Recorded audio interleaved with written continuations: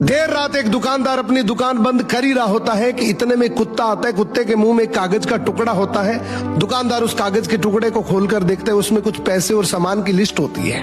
दुकानदार समझ जाता है कुत्ते को सामान चाहिए। वो सारा सामान एक थैली में पैक करके कुत्ते के आगे रख देता है। कुत्ता थैली को मुंह में दबाता है और वहां से चल देता है।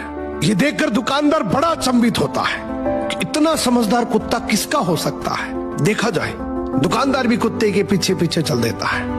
आगे जाकर देखता है तो दुकानदार और हैरान हो जाता है जब वो देखता है कि कुत्ता एक बस स्टैंड पर खड़ा है। बस आती है, कुत्ता बस में चढ़ जाता है। दुकानदार भी उसके पीछे पीछे चढ़ जाता है। अब वो देखता है कि कुत्ता कंडक्टर को इशारा करता है, अपने गले की पट्टी दिखाता है।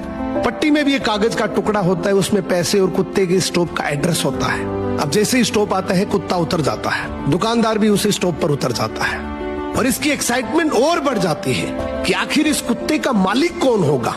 इतना समझदार, इतना वेल ट्रेन्ड कुत्ता आखिर किसका है। अब कुत्ता आगे चल रहा है, दुकानदार भी उसके पीछे पीछे चल रहा है। थोड़ी दूर जाने पर कुत्ता एक घर के आगे जाकर रुकता है तो दुकानदार समझ जाता है कि यही इसका घर है। खूब देर तक कुत्ता दरवाजे की बेल बजाता है।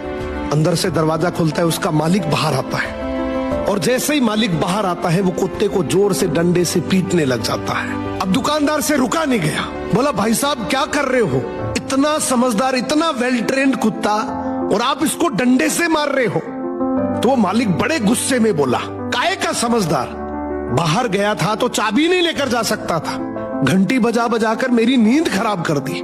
इस कहानी का मोरल यह है कि दुनिया की अपेक्षाओं पे खरा उतरने की कोशिश कभी मत करना, क्योंकि दुनिया को आपकी अपेक्षाओं का कोई अंत नहीं है।